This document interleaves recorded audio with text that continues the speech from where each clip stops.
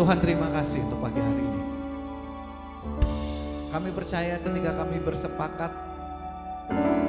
bersatu hati, bersekutu di tempat ini, Engkau yang berjanji dalam firman-Mu, Kau hadir di tengah-tengah kami. Terima kasih untuk kehadiran. Dan kami percaya Roh Kudus akan menolong kami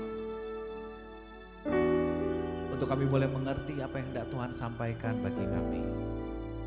Tuhan, mari Roh Kudus-Mu menguasai hati pikiran kami, membuka mata rohani dan telinga kami, berbicara bagi kami. Karena kami percaya ketika firman-Mu disampaikan, firman-Mu itu akan memerdekakan kami.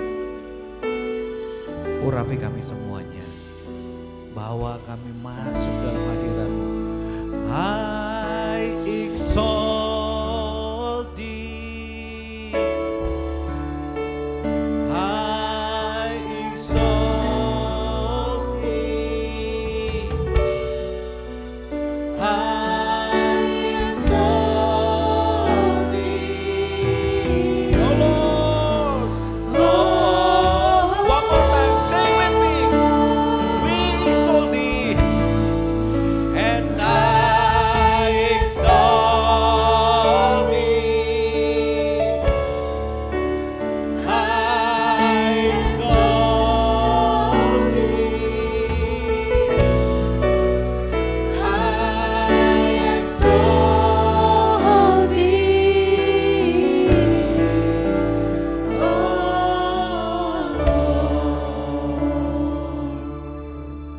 Terima kasih, berbicaralah bagi kami Tuhan. Biar kami menikmati berkat itu. Ketika kami pulang dari tempat ini, sesuatu yang baru telah terjadi di dalam hidup kami. Terima kasih di dalam nama Tuhan Yesus. Kami sudah berdoa dan mengucap syukur. Sama-sama kita katakan, amin. Sekali lagi tepuk tangan buat Tuhan Yesus. Silakan duduk Bapak Ibu Saudara. Shalom. Senang sekali kita bisa bertemu lagi ya. Oke, Bapak Ibu yang dikasihi Tuhan, saya percaya dalam kehidupan kita selalu merindukan hal-hal yang terbaik yang berasal dari Tuhan bagi kita semuanya. Tetapi untuk bisa masuk ke dalam rencana dan memahami apa yang Tuhan siapkan bagi kita semua, kita mesti berjalan sesuai dengan apa yang Tuhan katakan atau sesuai dengan instruksi.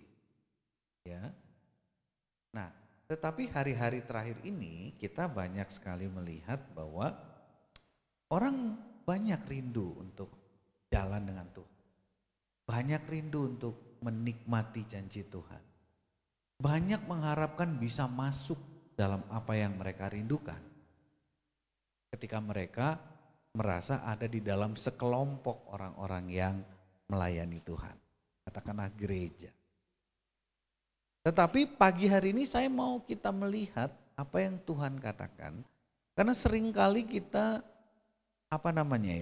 dalam hidup kita itu kita merindukan apa yang Tuhan janjikan, tetapi kita tidak hidup di dalam kebenaran. Jadi sesuatu yang kontradiktif. Satu sisi kita senang mendengar janji Tuhan dan ingin, tetapi di sisi lain kita tidak mau berjalan bersama apa yang Tuhan inginkan. Nah, oleh karena itu mari kita lihat dulu beberapa bagian dari firman Tuhan ya. Mungkin yang pertama kita akan membaca dari kitab Roma pasal yang ke-8.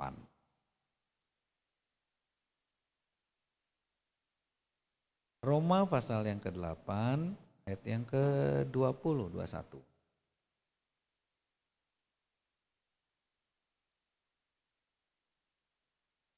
Sudah dapat semua Bapak Ibu?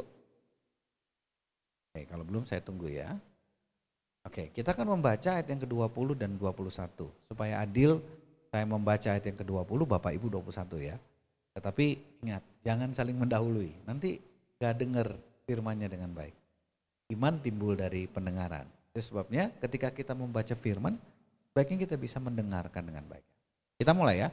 Karena seluruh makhluk telah ditaklukkan kepada kesia-siaan, bukan oleh kehendaknya sendiri, tetapi oleh kehendak Dia yang telah menaklukkannya.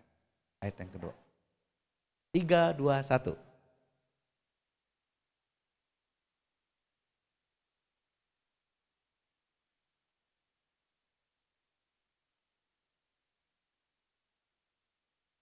Baik, tepuk tangan buat Tuhan Yesus ya.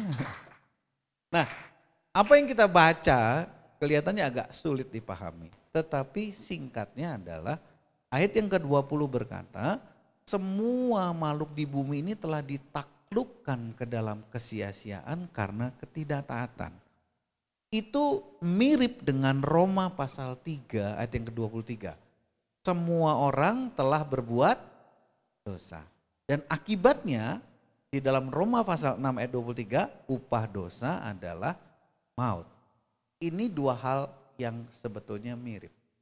Tetapi di dalam Roma pasal 8 ini, kita akan mendapatkan penjelasan tentang bagaimana kita harus hidup di dalam kebenaran itu, supaya pengharapan yang dijanjikan di dalam ayat 21 tadi itu bisa kita dapatkan. Paulus mengatakan sesuatu yang sudah terjadi dan sudah dilihat bukanlah pengharapan. Ya, Ibrani pasal 11 ayat yang pertama berkata, iman adalah dasar dari segala sesuatu yang kita harapkan dan bukti dari segala sesuatu yang tidak kita lihat. Ini penulisnya sama. Paulus berkata bahwa segala sesuatu telah ditaklukkan ke dalam kesia-siaan. Bilang kanan kirinya, segala sesuatu sia-sia. Tetapi Tuhan memberikan kepada kita sebuah pengharapan. Pengharapan yang dimaksud oleh Paulus, siapa pengharapan itu? Ya, tentu Yesus.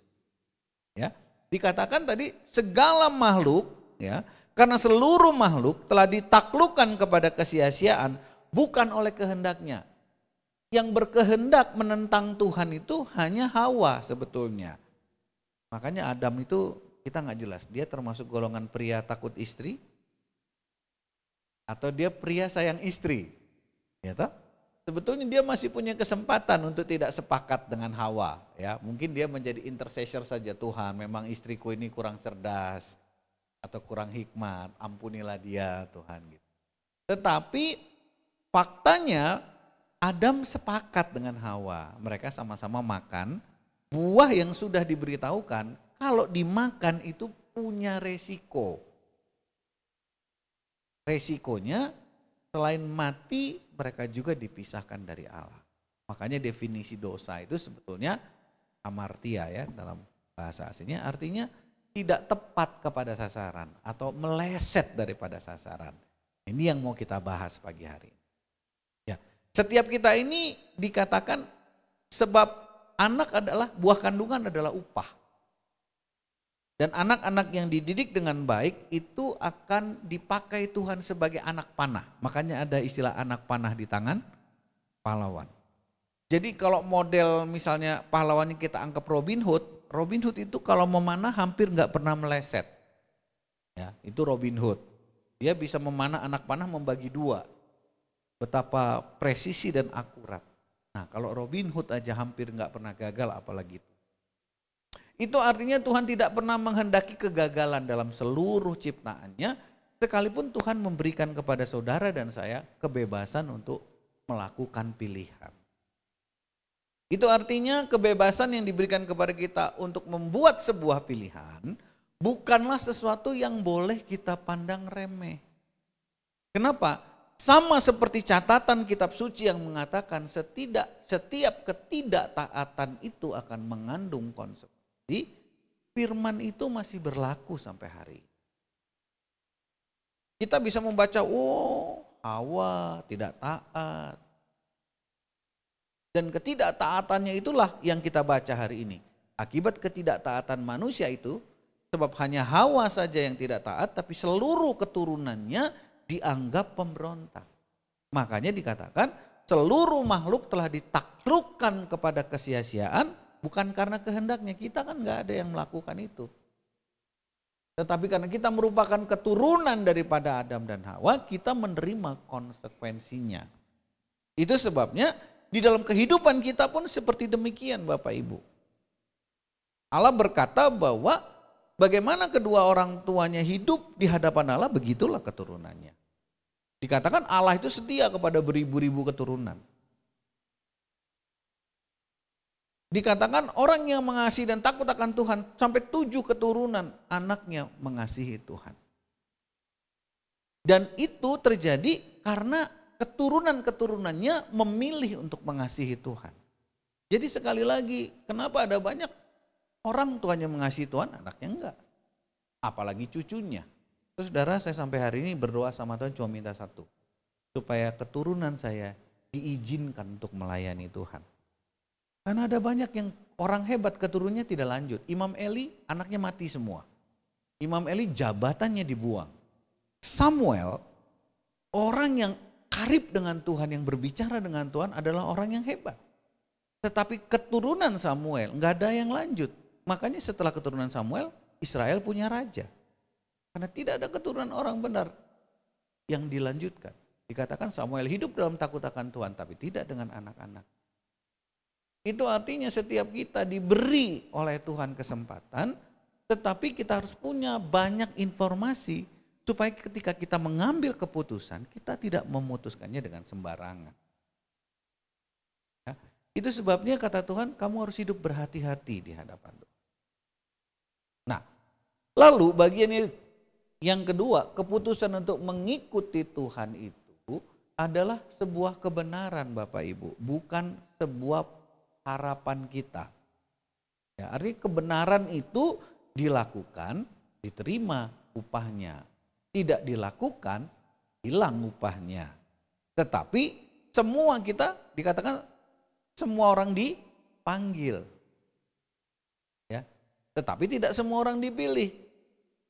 Lebih dikit lagi yang tidak setia, yang setia.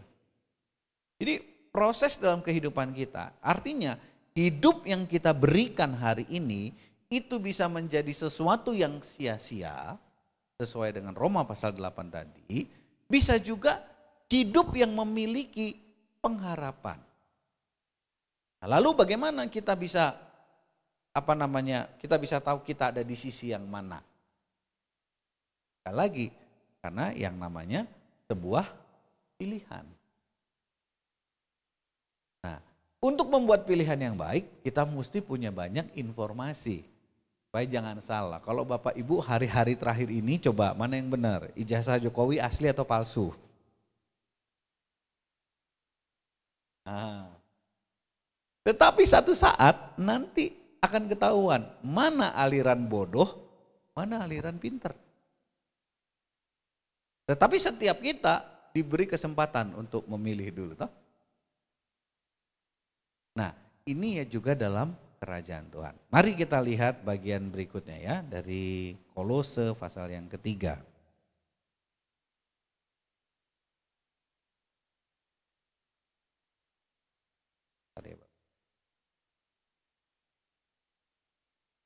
Kolose pasal yang ketiga, ayat 1 dan 2, ini saya baca saja ya. Karena itu, kalau kamu dibangkitkan bersama dengan Kristus, carilah perkara yang di atas, di mana Kristus ada, duduk di sebelah kanan Allah. Ayat yang selanjutnya. Pikirkanlah perkara yang di atas, bukan yang di bumi. Jadi informasi kedua hari ini, ketika kita telah memutuskan percaya kepada Yesus Kristus yang telah mati, bangkit dan sekarang duduk di surga, kata Rasul Paulus, pikirkanlah apa?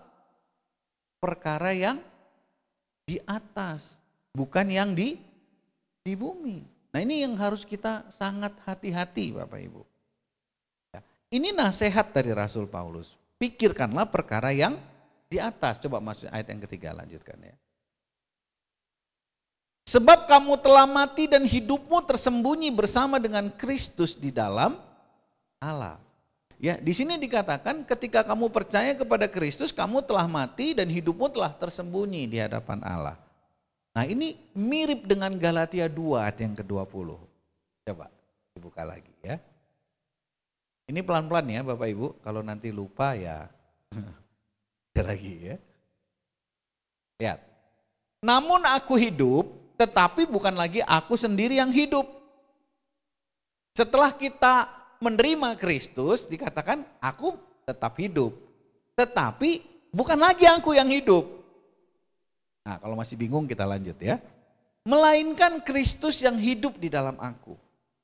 Dan hidupku yang kuhidupi sekarang di dalam daging adalah hidup oleh iman dalam anak Allah yang telah mengasihi aku dan menyerahkan dirinya untuk aku. Jadi harus ada perbedaan ketika seseorang sudah percaya kepada Tuhan Yesus dan hidup di dalamnya dengan orang yang belum percaya. Orang yang sudah percaya, percaya itu artinya apa Bapak Ibu? Apa arti kata percaya dalam kehidupan sehari-hari? Ada yang bisa bantu saya? Percaya itu artinya apa? Setuju kan? Sepakat.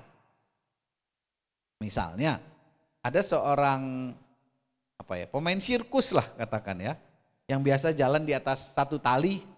Dia berkata, saya adalah atlet jalan di atas tali profesional dan saya bisa gendong saudara jalan dari sini ke sana di atas tali. Lalu ada orang yang bilang, oh iya saya percaya Pak. Oke, kalau kamu percaya mau gak kamu saya gendong? Oh tidak Pak. Menurut saudara dia percaya atau tidak? Kenapa? Karena dia nggak yakin kan, bahwa bisa nggak dia selamat, apalagi nggak pakai pelindung, nggak pakai pengaman. Ya saya cuma dengar kata orang dia hebat. Tetapi kalau saya disuruh jadi eksperimennya, waduh nanti dulu. Biarkan orang lain dulu. Jadi kalau orang lain hidup ya mungkin saya percaya. Kalau udah ada 10 yang hidup mungkin ke 11 saya mau. Nah banyak orang Kristen yang hidup seperti itu. Dan itu bertahun-tahun. Itu sebabnya mereka nggak pernah bisa tumbuh dari satu keadaan kepada keadaan yang lain. Mereka tetap sama. Mereka nggak pernah berubah. Bahkan yang paling lebih menyedihkan, mereka nggak pernah bisa masuk dalam rencana Tuhan, dalam janji Tuhan itu. Mereka hanya melihat dari jauh. Dan ini problem Bapak Ibu. Problem buat kita secara pribadi, buat keluarga kita, buat gereja kita juga. Nah kenapa? Karena di dalam catatan kekristenan itu harus tumbuh. 1 Petrus 2 mengatakan, kamu bayi-bayi rohani, hendaklah kamu haus akan susu. 1 Yohanes pasal 2 dikatakan bahwa aku berkata kepadamu, hai anak-anak. Ada anak-anak dalam Kristus. Aku berkata kepadamu, hai orang-orang muda. Aku berkata kepadamu, hai bapak-bapak. Setiap tingkatan itu memiliki ketentuan-ketentuan. Aku berkata kepadamu, hai anak-anak, karena engkau telah mengalahkan yang jahat. Aku berkata kepadamu orang-orang muda. Aku berkata kepadamu bapak-bapak, karena kamu mengenal dia yang ada dari mulanya. Jadi pemahaman untuk tiap tingkatan rohani itu berbeda. Dan persoalannya, keuntungan atau kerugian di dalam jemaat, kalau bapak ibu tidak bisa tumbuh, yang kasihan siapa? Bapak gembala dan ibu gembala. Kenapa? Karena sampai kapan ini jemaat harus terus digendong. Sementara gereja kan perlu tumbuh, gereja perlu hidup, gereja perlu mencapai sasarannya. Supaya nanti waktu dievaluasi sama Tuhan, mereka menyelesaikan tanggung jawabnya. Ingat akan ada evaluasi. Kalau kita melihat dalam kitab Matius pasal 18 misalnya, di sana berbicara tentang raja yang meninggalkan beberapa talenta kepada hambanya. Ada yang tinggal 1 talenta, 2 talenta, ada yang 5 talenta. Dan semua hamba Tuhan itu tidak ada kehilangan talentanya. Tetapi ada yang menghasilkan 100%, 5 talenta jadi 5 talenta. Di mata Tuhan itu hebat. yang 2 talenta menghasilkan 4 talenta. Yang 1 talenta nggak hilang, talentanya ada tapi disimpan, nggak berkembang. Tuhan bilang jahat. Nah jadi kadang-kadang kita perlu memahami firman Tuhan itu lewat perspektifnya Tuhan. Bukan lewat pandangan kita atau cara kita. Oke ya. Nah ini waktunya panjang sekali nanti kalau saya bahas satu persatu. Jadi saya skip ya. Supaya kita paham dulu landasannya dan lalu kita bisa masuk di dalam. Oke, lalu bagaimana cara Tuhan memandang? Amsal pasal 4 ayat yang ke-23.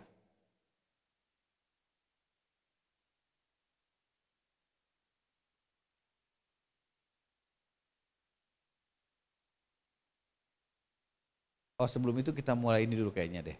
1 Samuel 16 ayat yang ke-7 dulu. Sabar ya Bapak Ibu, ini saya lambat soalnya. Oke. Tetapi berfirmanlah Tuhan kepada Samuel, janganlah pandang parasnya atau perawakannya yang tinggi. Ini berbicara tentang siapa? Eliab. Betul ya? Saul, sorry ya. Jangan pandang parasnya atau perawakan yang tinggi, sebab aku telah menolaknya. Lihat, dia keturunan siapa ini? Saul ini. Keturunan orang Israel juga yang dicalonkan oleh orang-orang Israel untuk menjadi raja. Sebab aku telah menolaknya, bukan yang dilihat manusia yang dilihat Allah. Manusia melihat apa yang di depan mata, tetapi Tuhan melihat hati.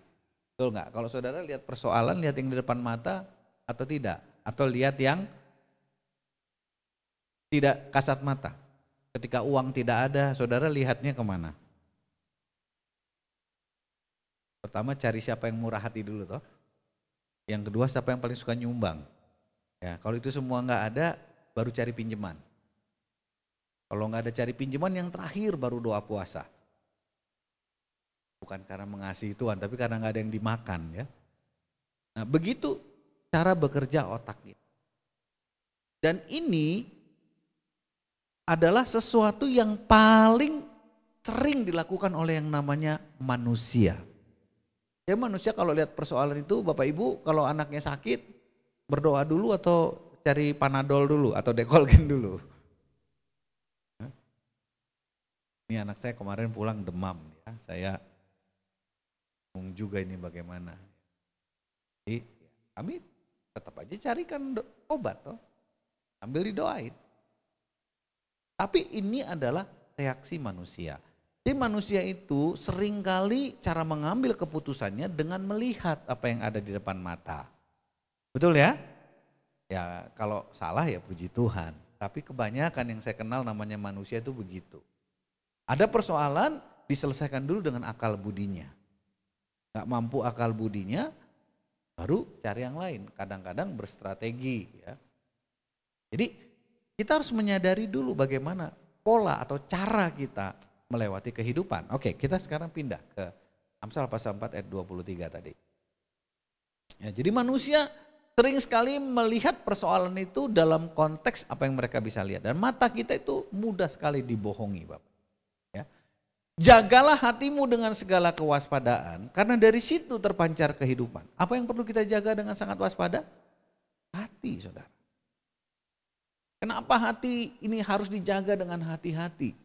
Karena dari hati inilah timbul yang namanya kehidupan. Kenapa kehidupan itu tidak muncul dari kita di tengah-tengah sesama orang Kristen? Karena memang dari hati kita nggak mengalir air kehidupan. Seandainya dari setiap kita mengalir air kehidupan, saya percaya kemanapun Bapak Ibu pergi, Bapak Ibu jadi berkat. Tapi mungkin kita punya pengetahuan yang banyak. Ya. Tetapi itu tidak membuat Bapak Ibu, air kehidupan itu mengalir dari kehidupan kita karena kita punya pengetahuan. Ya. Harusnya sebagai seorang yang sekolahnya banyak, wah, saya harusnya mengalirkan air kehidupan paling banyak dari hidup saya. Karena saya sekolah sampai mentok, udah gak ada lagi yang lebih tinggi. Saya belajar teologi udah sampai rata 3. Harusnya otak dan pengetahuan di dalam kepala saya ini, kalau memang konsepnya itu dapat kehidupan dapat dikeluarkan karena pengetahuan kita, maka semua orang yang dekat saya pasti bertobat. Ya, bayangin sekolah teologi. Pagi, siang, malam mereka itu ada sebelum kuliah, saat teduh, ya, berdoa bersama, belajar mata kuliah, malamnya persekutuan, lalu pelayanan lagi. Wah, saudara, itu mereka sudah bergelut dengan firman pagi, siang, sore, malam, bertahun-tahun. Seharusnya di tempat itu terjadi kebangunan rohani yang sangat luar biasa. Tetapi persoalannya Alkitab mengatakan enggak demikian. Jagalah hatimu dengan segala kewaspadaan, karena dari situ terpancar kehidupan. Kehidupan itu terpancar dari dalam diri kita, bukan dari pengetahuan kita. Kita bisa lihat sedikit misalnya 1 Korintus 8 ayat yang pertama. Ya. Tidak apa-apa ya Bapak Ibu, banyak firmannya ya. Oke. Biar otaknya fresh lagi ya. Oke, lihat. Di sini Paulus berbicara tentang daging persembahan berhala. Kita tahu semua mempunyai pengetahuan, pengetahuan demikian membuat orang menjadi sombong. Jadi pengetahuan itu sebetulnya dalam perspektif Alkitab, ya, walaupun itu pengetahuan teologi, pengetahuan tentang hal-hal yang rohani, kalau masih sebatas pengetahuan, dia itu seringkali mendatangkan pertentangan dan perdebatan. Menurut Bapak Ibu kalau ada di YouTube itu yang paling suka berdebat itu siapa? Orang pinter kan? Ya, punya pengetahuan banyak tentang teologi, punya pengetahuan banyak tentang bahasa Yunani, Ibrani, bahasa roh, bahasa Korea. Yang terjadi justru mereka, tidak, kamu lebih bodoh dari saya. Teologi saya jauh lebih baik dari kamu. Itu kamu sesat. Dan lain sebagainya. Padahal mereka mengakui percaya kepada sumber yang sama, yaitu kitab suci. Nah, kenapa mereka berkelahi? Karena pengetahuan tadi. Seandainya itu bukan hanya menjadi pengetahuan, tapi masuk ke dalam hati menjadi kehidupan, maka perdebatan tidak terjadi Bapak Ibu. Nah, ini menarik. Istri saya sedang menyelesaikan disertasinya. Dan salah satu variabel atau hal yang dia teliti itu adalah sumbangan daripada kerohanian dalam sudut pandang psikologi terhadap kemampuan untuk mengampuni. Ya. Jadi apakah orang yang religius itu secara teori dia dapat lebih cepat memberikan pengampunan secara umum? Menurut teori McCulloch, enggak usah kesini jadi kuliah nanti.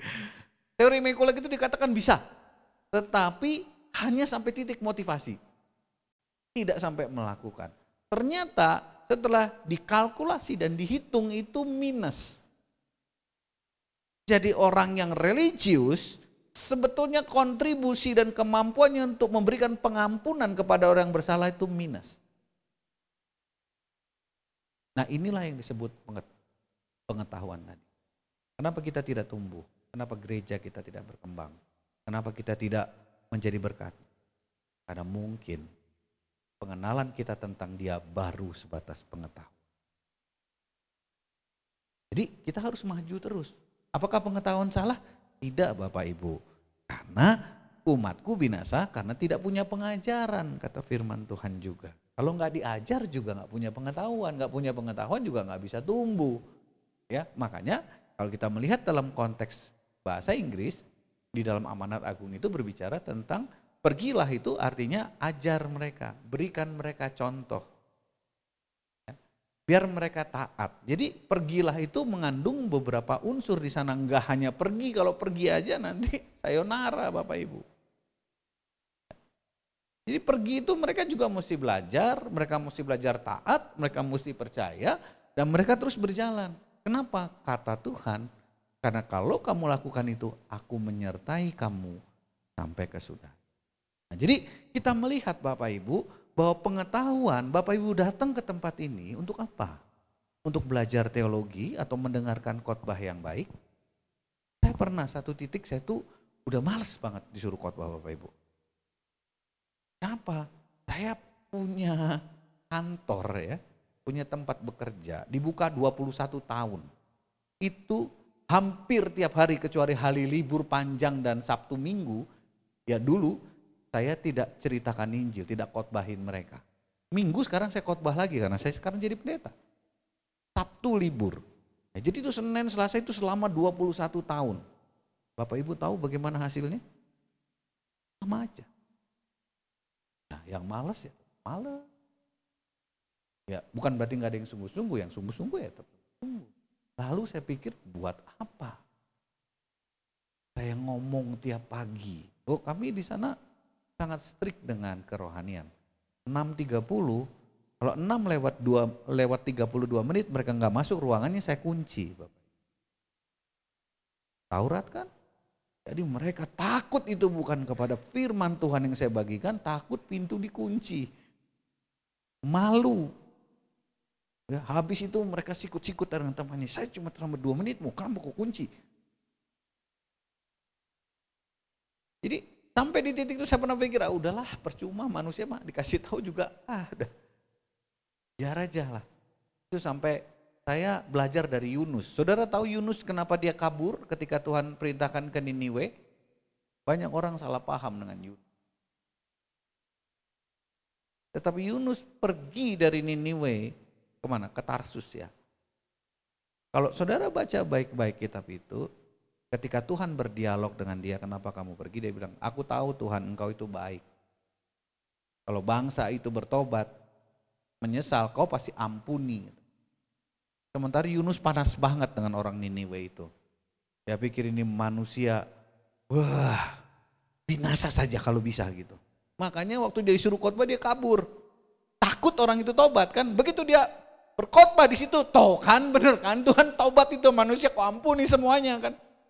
Makanya mana ada hamba Tuhan habis KKR besar dia sedih, itu Yunus. Sampai dia duduk di bawah pohon, ya Tuhan hibur hatinya ditumbuhin pohon. Habis itu pohonnya sama Tuhan dirusak juga, makin ngamuk dia. Namanya juga sensitif. Ya. Jadi bukan Yunus nggak kenal Tuhan atau mau lari dari Tuhan, enggak. Yunus kenal Tuhan dan kenal hatinya Tuhan. Saya juga kadang-kadang gitu Bapak Ibu ya. Saudara bayangin saya di sana melayani, yang memberikan bantuan, menyediakan pendidikan, barang-barang saya dicuri. Ya. Mereka mabuk di tempat saya. Sampai akhirnya Tuhan saya bilang, mau mampus, mampuslah kau. Yang mau hidup, hiduplah. Sebagai manusia kadang-kadang saya juga bayangin kalau Bapak Gembala yang bete. Yang mau tumbuh sebelah kiri. Yang mau mati sebelah kanan kalau dia udah emosi. Bertahun itu saya 21 tahun. Nasihatnya cuma satu. Kamu mengasihi yang lain lah. Waktu dibagiin firman, iya. Ini baru saya boarding di pesawat, ya 2 jam saya terbang dari Timika ke Makassar, saya udah dengar. Ini yang ini berantem dengan ini, yang ini gak cocok dengan itu, yang ini aduin itu. Dalam hati saya, belum 3 jam. Udah kayak gitu lagi kelakuannya. Masih katakan, udahlah, kalian lihat aja YouTube atau apa, gak usah dikhotbahin lagi, percuma. Nah, itu juga yang membuat saya sadar bahwa kalau seseorang bisa percaya kepada Tuhan, itu anugerah Bapak. Kalau hari ini kau bisa percaya kepada Yesus, itu anugerah. Jangan sia-siakan itu. Karena saya katakan tadi ya, udah dinasehati, dikasih firman, bukan hanya itu, mujizat demi mujizat terjadi di depan mata saudara. Urusan apa? Urusan ekonomi, urusan kesehatan, urusan pelayanan, mereka lihat di depan mata. Tapi untuk bikin seseorang berubah dan mau taat kepada firman, itu tidak segampang ini. Itu sebabnya hari ini saya lebih suka menyampaikan sesuatu yang memang Tuhan katakan dalam firman-Nya, lalu silahkan saudara renungkan. Karena hamba Tuhan seperti apapun gak bisa. Yesus saja gak bisa maksa Bapak Ibu ya. Bagaimana coba Yudas kurang dikasih apa? Waktu dia pengen duit, tetap aja dia jual Yesus. Iya toh? Jadi sekarang kita lihat bahwa pengetahuan saja itu seringkali membuat justru persoalan. Itu sebabnya jadi orang Kristen jangan cuma cukup sampai punya pengetahuan akan firman. Tapi kita harus terus melangkah ke sana sampai yang katakan Amsal tadi, supaya kehidupan itu mengalir dari hati kita. Tetapi hati ini bukan sesuatu yang mudah untuk ditaklukkan. Yeremia 17 ayat yang ke-8. Makanya kalau ada yang bilang, di hati inilah rumahmu, di hati inilah bait. Itu saya angkat topi saudara dengan orang seperti itu. Kan tidak mudah. Nah kita lihat ya. Ini Yeremia 17 ayat 8. Kayaknya mungkin turun atau naik satu ya. Nah ini ayat 9, sorry ya. Betapa liciknya hati. Bilang sama kanan kirinya biar gak ngantuk. Hati itu licik. Lebih daripada segala sesuatu. Udah liciknya lebih daripada segala sesuatu. Hatinya sudah membatu, siapakah yang dapat mengetahuinya? Dikatakan kalau dalam terjemahan yang lain, hati itu adalah satu barang paling busuk di dunia ini. Jadi saudara-saudara kalau hari ini tertipu, jangan terus cepat-cepat nyalain setan. Ya, kadang-kadang kasihan setan itu. Dia dituduh terus. Saudara pernah lihat manusia yang lebih setan dari setan? Sampai setan aja bilang, aku gak berani lewat depan dia. Dia lebih setan dari aku. Oh, pernah lihat? Dia bilang harimau aja tidak akan makan anaknya. Ini manusia bukan hanya dimakan, itu berkali-kali disop, didendeng, diapain sama dia anaknya, dimakan. Jadi dikatakan saudara-saudara, hati ini licik dan tidak terkendalikan. Itulah yang dikatakan Tuhan dalam Roma pasal 8:20 tadi, segala sesuatu telah ditaklukkan kepada kesia-siaan. Nah, hati kita kalau tidak terus-menerus dipersembahkan kepada Tuhan, akan memikirkan hal-hal yang sia-sia. Kenapa? Karena kita suka melihat yang di depan.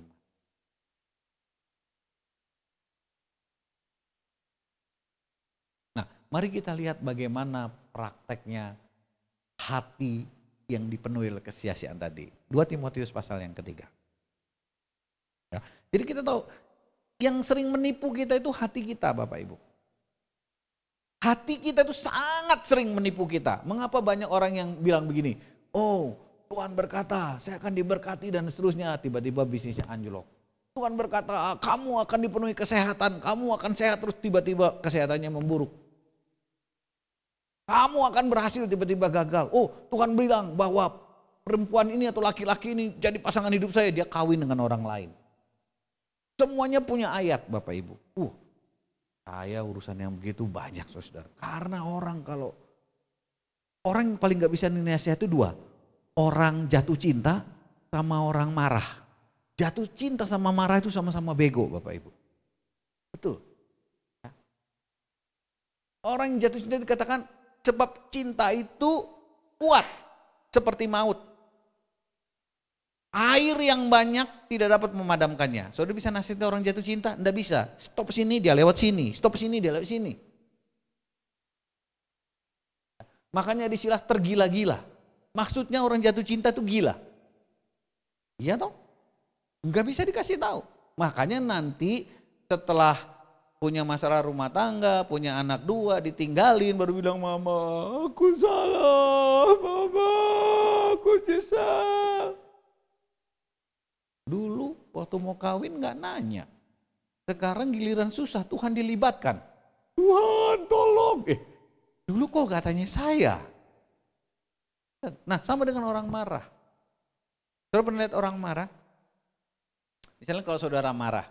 Orang yang saudara marahi itu yang saudara marah kepada dia, benci pada dia, dia senyum di depan saudara. Halo selamat pagi. Saudara bilang apa dalam hati?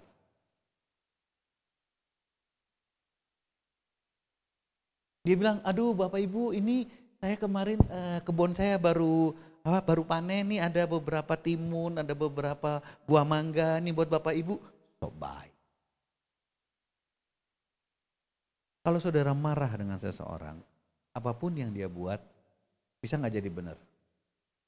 Ya kita kembali ke Pak Jokowi lagi biar rame ya. Kemarin saya baca tadi, saya itu lucu.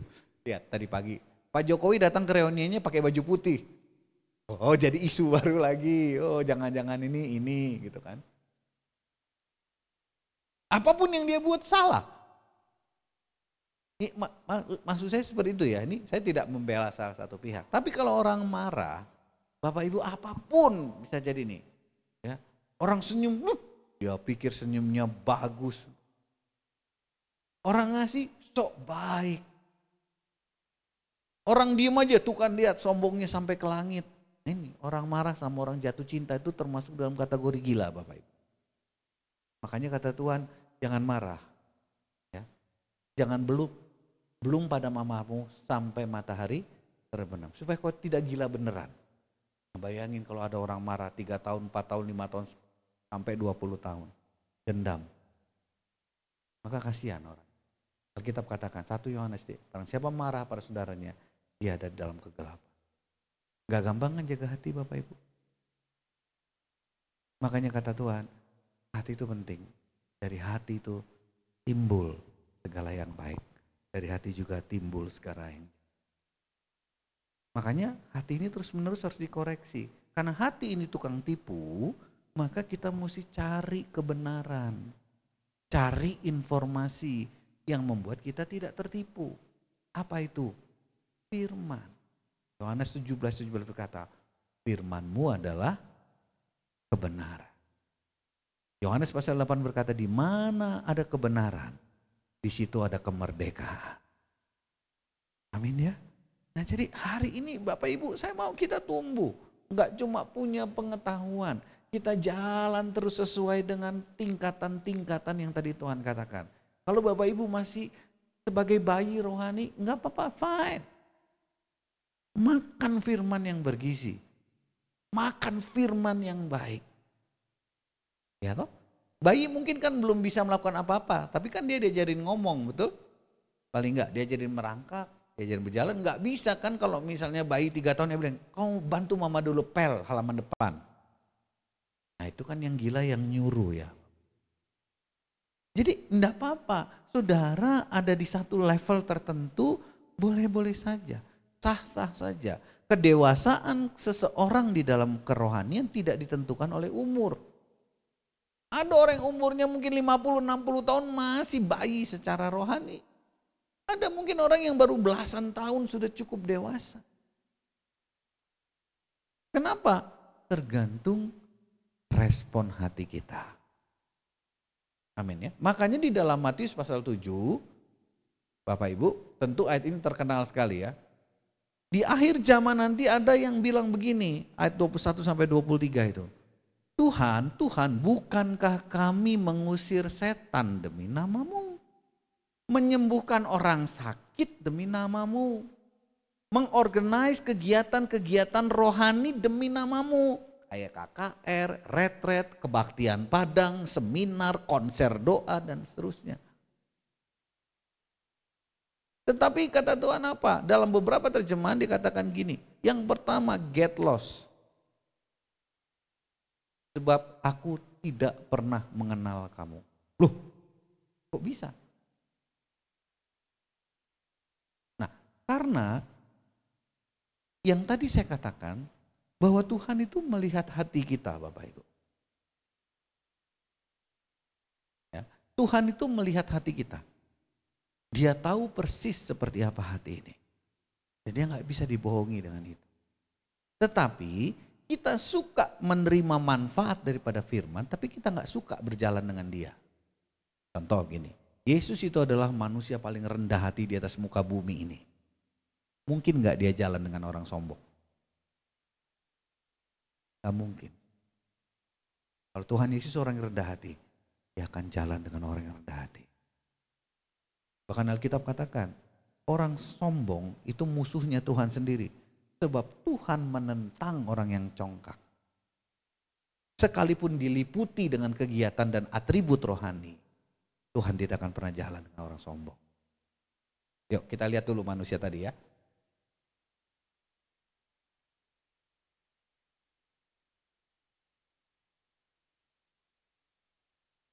Berapa lama waktu saya? Habis. Bebas ya. Dan makan siang. Ketahuilah bahwa pada hari yang ini 2 Timotius 3 ya. Ketahuilah bahwa hari-hari terakhir akan datang masa yang sukar. Lanjut. Lihat, manusia akan mencintai dirinya sendiri. Dalam bahasa Inggris dikatakan self-centered. Ada nggak di antara saudara yang hari ini kalau saudara mau makan pikirin tetangga dulu. Tetangga sebelah udah makan belum ya? Enggak kan? Jangankan dengan tetangga. Adik kakak aja mereka bisa baku senggol. Betul? Ada di antara saudara yang kalau mau makan pikirin adiknya dulu, adikku udah makan belum ya? Itu saudara sekandung. Dan saudara-saudara, itulah hati kita. Jadi maksud saya hari ini supaya kita bisa mengerti siapa diri kita dan apa maunya Allah. Sesederhana itu saja. Nah dikatakan self-centered, mencintai dirinya sendiri. Mungkin gak orang yang self-centered berjalan dengan Tuhan yang rendah hati? Marilah kepadaku yang letih, lesu dan berat. Aku akan memberikan kelegaan kepadamu. Karena aku rendah hati. Belajarlah kepadaku, karena aku ini lemah lembut dan rendah hati. Tetapi manusia berdosa itu apa? Self-centered, menjadi hamba uang. Mereka akan membual, sombong, mereka akan menjadi pefitnah, mereka akan berontak terhadap orang tua dan tidak tahu berterima kasih, tidak memperdulikan agama. Lanjut ke ayat 5 saja. Tidak tahu mengasihi, berdamai ya, suka menjelekkan orang, mengekang diri, garang, tidak suka yang baik. Sampai ayat ke-5 saja. Ini gereja di akhir zaman. Ayat kelima itu ketiga. Secara lahiriah mereka menjalankan ibadah mereka. Tetapi pada hakikatnya mereka memungkiri kekuatannya. Apa nasihat Tuhan? Jauhilah orang seperti itu. Saudaraku, hari ini mengapa Tuhan membenci semua yang bentuknya aktivitas? Karena kita itu gini, hati kita ini udah jahat. Kita suka dengan firman Tuhan, tapi kita gak suka caranya Tuhan. Kebanyakan cuman lip service saja. Ku kagumi caramu mencintaiku. Saudara gak tahu lagu itu? Ganti lagu yang lain. Ya kan? Kita suka mengucapkan syair-syair kata-kata indah kepada Tuhan tapi hatinya enggak. Makanya dalam kitab Maliaki dikatakan aku muak dan jijik dengan ibadahmu. Aku tidak suka dengan puji-pujianmu. Kenapa? Dan Tuhan tuh jauh melihat melampaui yang di luar. Tuhan tuh melihat yang di dalam hati kita. Tuhan tuh melihat siapa kita. Dia lihat sampai ke sum-sumnya hidup kita. Itu sebabnya mari kita ubah. Kalau kita memang mau berkenan di hadapan Tuhan, yang mesti kita senangkan itu Tuhan, bukan orang.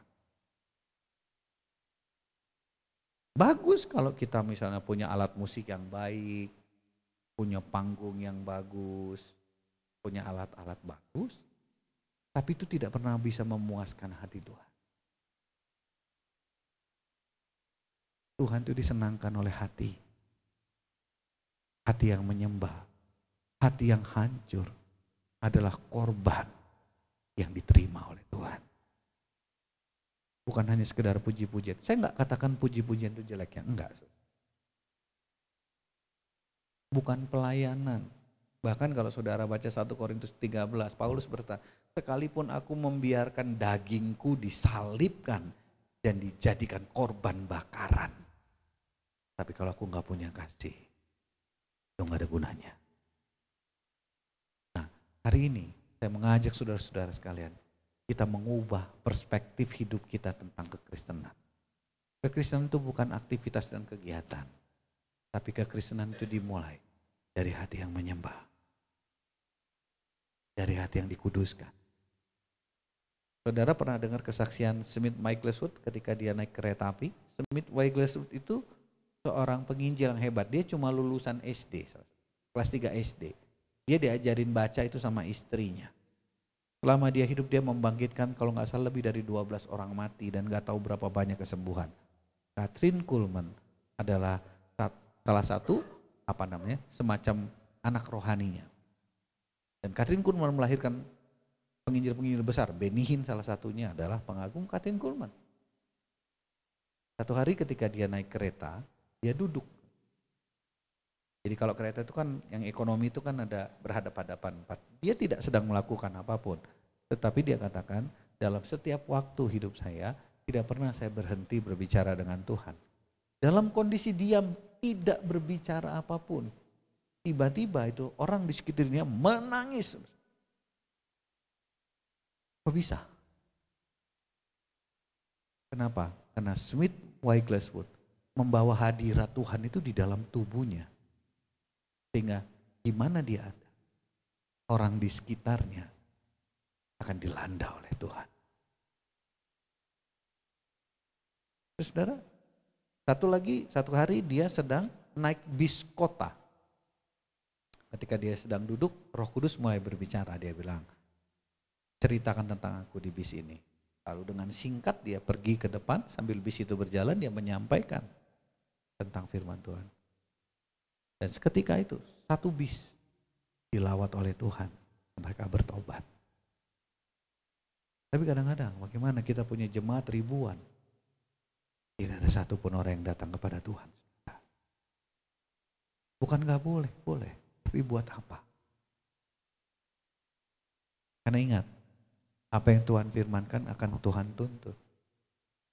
Itu sebabnya bagi kita bukan pengetahuan yang penting, tetapi hati kita yang berkenan kepada Tuhan.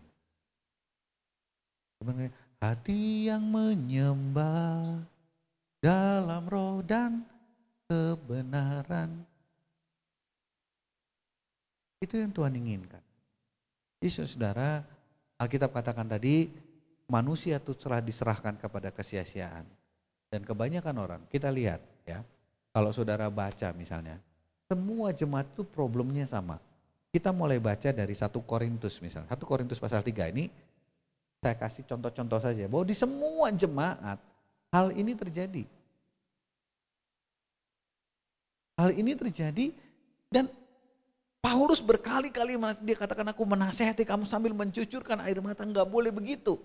Tadi kita udah baca jemaat di Kolose.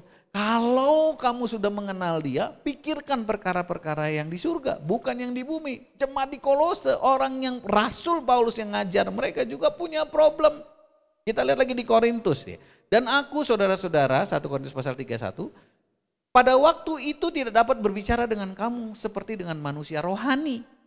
Tetapi hanya dengan manusia duniawi yang belum dewasa dalam Kristus. Coba lihat ayat berikutnya. Kenapa disebut dia belum dewasa? Susulah yang kuberikan kepadamu, bukanlah makanan keras.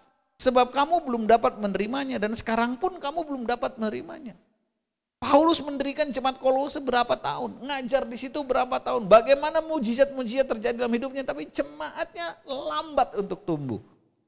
Makanya saya kebayang ya itu gembala-gembala yang memang, jemaatnya masuk jalur lambat.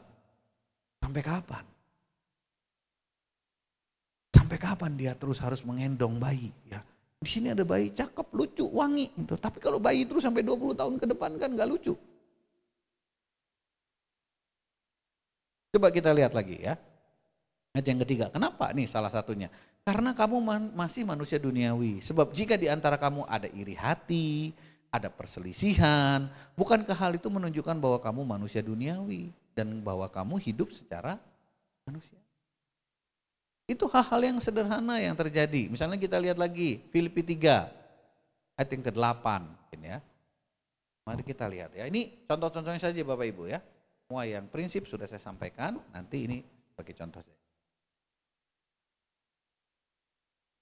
Lanjut ayat 9 atau ayat 12 ya. Lewat lagi. Lewat lagi. Ayat 12.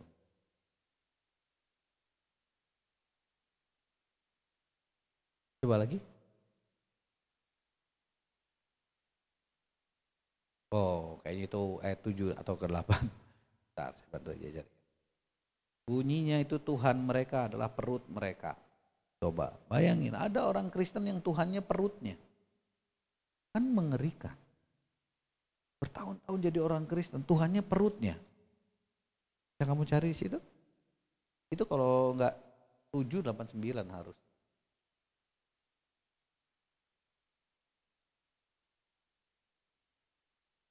Lanjut. Masih enggak ke atas kan? Ya. Oh 19, sorry. Terima kasih bantuannya ya. Saya tidak menyiapkan ayat ini. Nah, berarti kita baca dari 18.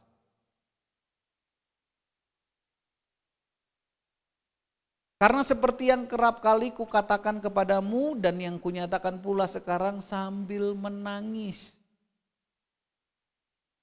Lu sudah ngomong Tuhan, apa lagi yang mesti gue omongin sama lu? Contoh udah, mujizat udah. Dan yang kunyatakan pula sekarang sambil menangis, banyak orang yang hidup sebagai seteru salib Kristus. Lanjut 19. Kesudahan mereka ialah kebinasaan mereka. Tuhan mereka ialah perut mereka. Kemuliaan mereka ialah aib mereka. Pikiran mereka semata-mata tertuju kepada perkara dunia. Tadi Kolose katakan jangan pikirkan yang dari dunia.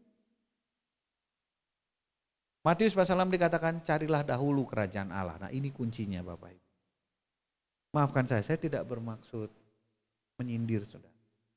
Tapi ketika saya memutuskan untuk melayani Tuhan, saya punya satu persyaratan yang hari ini masih saya jalankan. Saya tidak mau menerima persembahan Bapak Ibu. Jadi saya nggak pernah dibayar. Sekalipun dalam kondisi sulit. 6 tahun saya pindah di Kota Malang, saya tidak punya pekerjaan.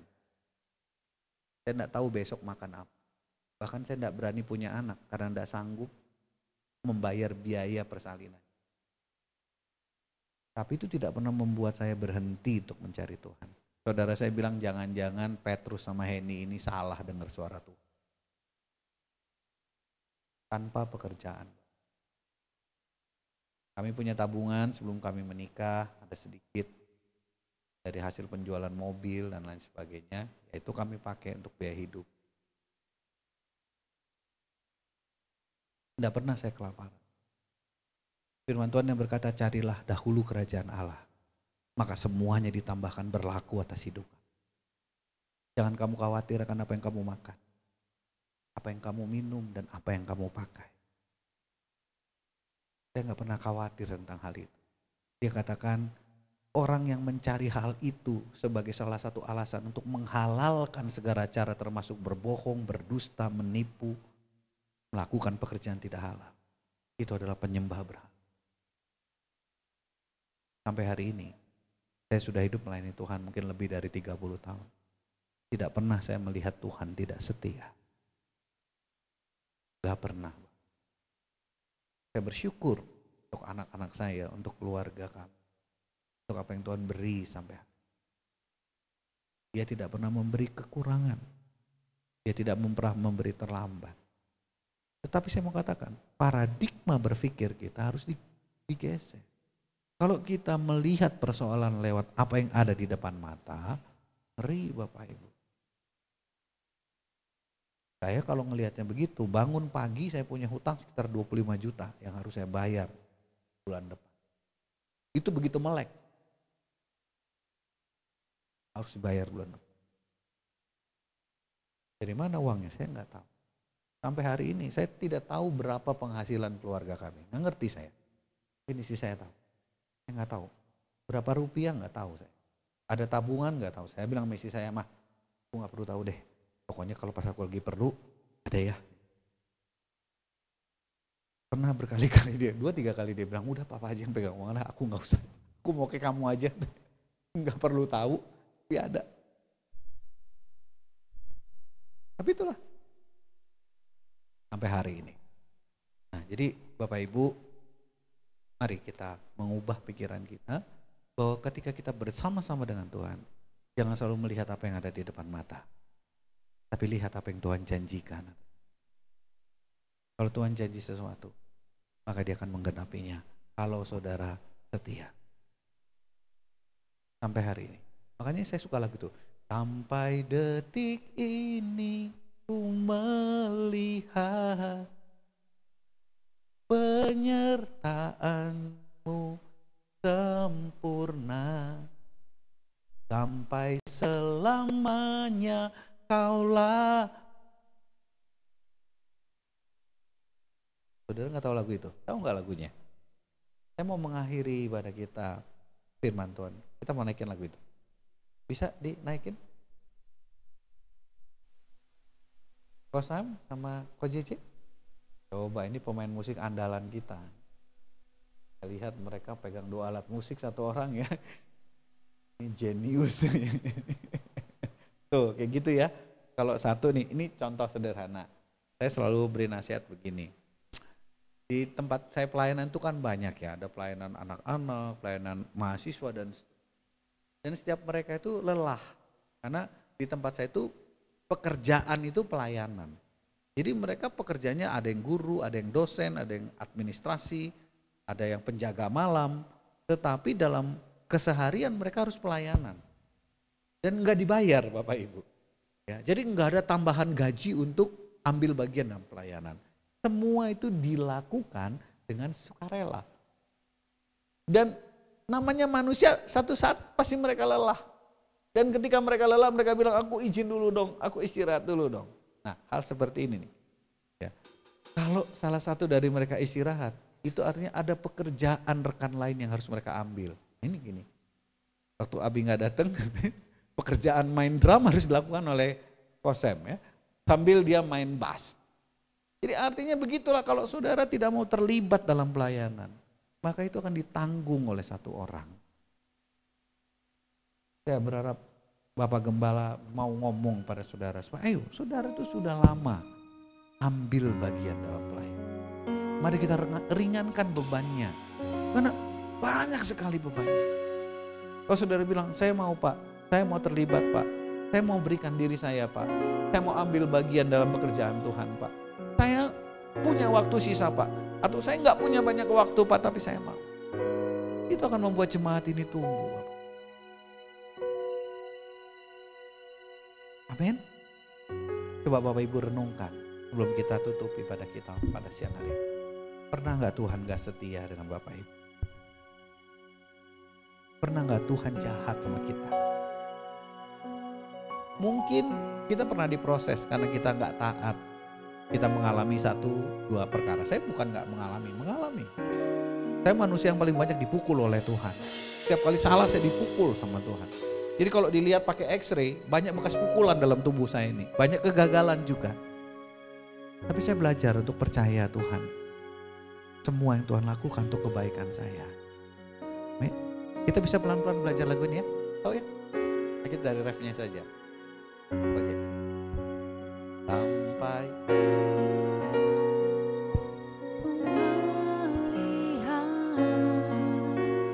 penyertaan-Mu sempurna, sampai selamanya Tuhan. Satu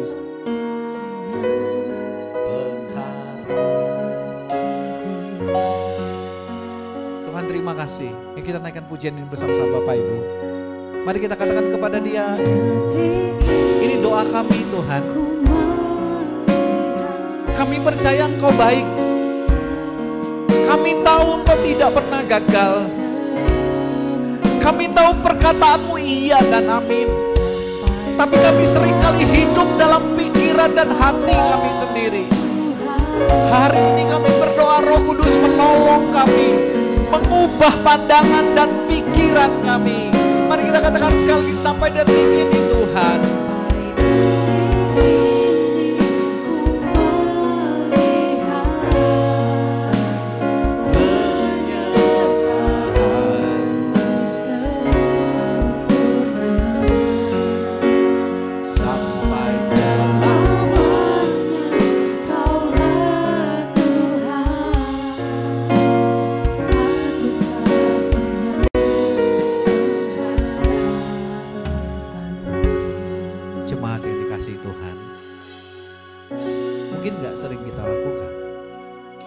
Tapi maukah Engkau pada siang hari ini berdoa secara pribadi kepada Tuhan. Menyatakan kesediaanmu untuk berjalan dalam kebenarannya. Sekalipun itu mungkin tidak sesuai dengan logikamu, gak sesuai dengan kehendak dan kerinduanmu. Tapi firman Tuhan berkata, segala sesuatu yang Dia kerjakan untuk kita, itulah hanya untuk mendatangkan kebaikan bagimu dan bagi saya. Maukah siang hari ini kau berkata, Tuhan campur tangan dalam hidup aku. Supaya apa yang Tuhan rencanakan bahkan sebelum dunia ini dijadikan, itu digenapi sempurna. Supaya ketika nanti aku pulang ke rumah Bapa, aku telah menyelesaikan apa yang Tuhan percayakan dalam hidupku. Anakku, keluargaku, pelayananku, keluarga besarku. Tuhan ubah pandangan kami. Kami tahu Engkau setia dan kami tahu Engkau mampu melakukannya. Ketika kami mengizinkan Engkau campur tangan dalam hidup kami. Terima kasih Tuhan Yesus. Sekali lagi kita naikkan pujian tadi. Sampai detik ini katakan.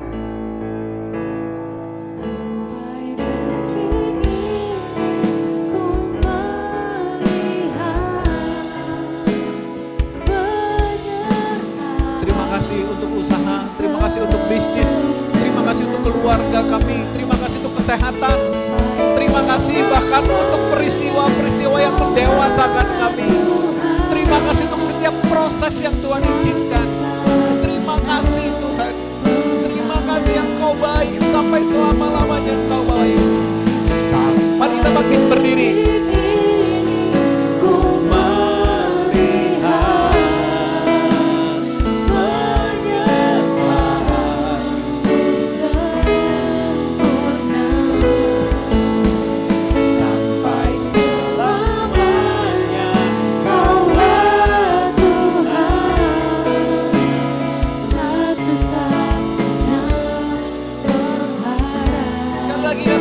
Sampai detik